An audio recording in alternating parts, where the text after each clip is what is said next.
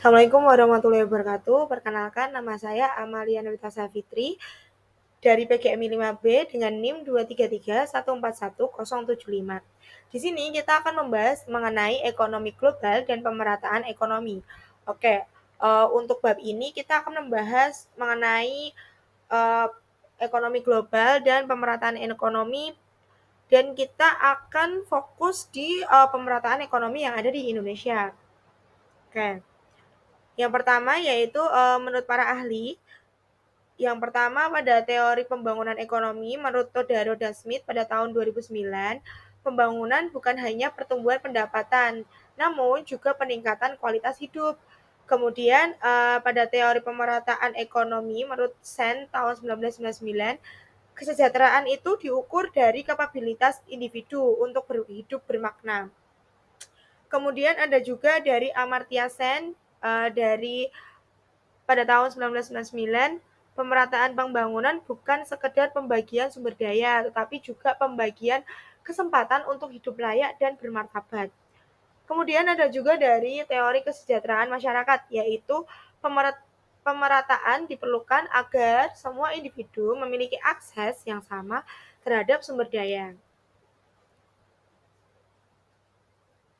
Oke, apakah pemerataan ini itu menjadi isu nasional? Ya, tentu. Karena pemerataan pembangunan sendiri itu menjadi isu strategis nasional, seperti ketimpangan pada antar wilayah. Contohnya di barat, di timur, dari barat ke timur itu pasti sudah berbeda, pasti adanya ketimpangan. Kemudian dari kota di desa itu juga masih tinggi. Kemudian pembangunan yang tidak merata menimbulkan kemiskinan, ketidakadilan, dan rendahnya kualitas hidup. Pemerataan itu bukan hanya soal materi ataupun ekonomi, tapi juga meliputi akses pendidikan, kesehatan, dan infrastruktur.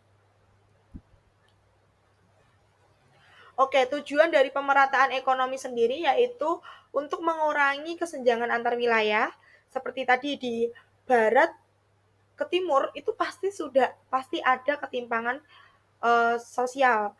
Kemudian ada meningkatkan kesejahteraan masyarakat di seluruh wilayah agar semua masyarakat itu merasakan uh, kemajuan ekonomi, kemajuan infrastruktur. Kemudian yang ketiga yaitu mendorong kita untuk berpartisipasi uh, dalam membangun ekonomi, mewujudkan pertumbuhan yang inklusif dan berkelanjutan. Nah, kesenjangan ekonomi di Indonesia itu sangat terlihat uh, apabila pertumbuhan ekonomi itu meningkat, tapi kesenjangan antar wilayah itu sangat besar. Contohnya seperti di Pulau Jawa. Di Pulau Jawa sendiri, semua aktivitas, semua kegiatan ekonomi itu ada di Pulau Jawa. Pulau Jawa menjadi pusat aktivitas ekonomi.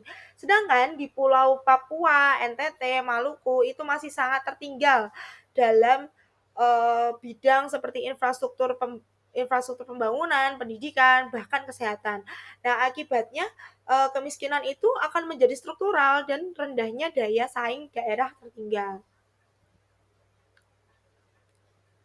Nah, kenapa sih penting banget untuk kita bahas mengenai pemerataan? Oke, pemerataan ini sangat penting karena yang pertama itu untuk pemerataan ekonomi itu untuk keadilan sosial. Yang kedua yaitu menjamin semua masyarakat itu bisa menikmati hasil dari pembangunan. Yang ketiga yaitu memperkuat persatuan nasional dengan mengurangi kesenjangan daerah. Yang keempat yaitu meningkatkan stabilitas sosial maupun ekonomi. Kemudian ada juga meningkatkan stabilitas politik juga. Kemudian menjadi pondasi bagi pembangunan berkelanjutan di Indonesia. Oke, dampak pemerataan ekonomi sendiri sangat banyak. Terlebih kita bisa melihat dari akses yang lebih luas dari pendidikan, kesehatan, dan infrastruktur, meningkatkan produktivitas daerah tertinggal, mendorong pertumbuhan UKM dan lapangan kerja lokal, serta menurunkan angka kemiskinan dan meningkatkan IPM, yaitu Indeks Pembangunan Manusia. Juga menumbuhkan sikap stabilitas sosial dan politik. Oke, dampak positifnya dari pemerataan pembangunan itu sudah kita singgung tadi di awal, yaitu yang pertama mengurangi kesenjangan, terus meningkatkan produktivitas, kemudian mengurangi angka pengangguran dan kemiskinan, meningkatkan kualitas hidup dan daya beli masyarakat, juga menjaga stabilitas sosial dan politik nasional. Ada beberapa program dari pemerintah untuk mewujudkan pemerataan ekonomi. Yang pertama yaitu ada dana desa. Nah, dana desa sendiri uh, digunakan untuk membangun infrastruktur dan pelayanan publik di desa agar lebih maju, lebih berkembang. Kemudian ada program keluarga harapan yaitu PKH, itu termasuk di bantuan bersyarat untuk keluarga miskin agar anak itu bisa bersekolah dan ibu hamil itu bisa sehat. Kemudian ada program sembako. Nah, program sembako ini membantu kebutuhan pokok bagi masyarakat miskin. Kemudian pembangunan infrastruktur nasional seperti jalan, jembatan, pelabuhan, listrik, air bersih di daerah tertinggal. Kemudian ada pelatihan keterampilan dan UMKM. Ini berguna untuk meningkatkan daya saing tenaga kerja lokal.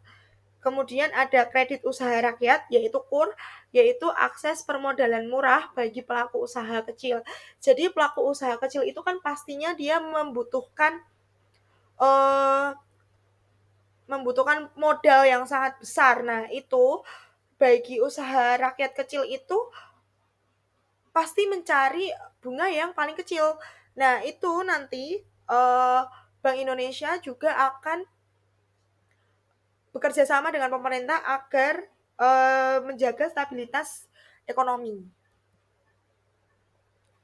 Oke, tantangan dalam pemerataan ini sangat banyak. Ada yang pertama yaitu geografi. Nah, di geografi sendiri itu kan di Indonesia ada yang sudah di kota, ada yang di desa. Nah, itu juga menjadi sebuah tantangan yang uh, ada di Indonesia ini. Seperti contohnya kan kita negara kepulauan. Nah, itu menyebabkan kesulitan distribusi pembangunan. Kemudian kualitas SDM. Nah, perbedaan ini kita bisa melihatnya di kualitas SDM-nya di pendidikan dan kesehatannya. Kemudian ada infrastruktur.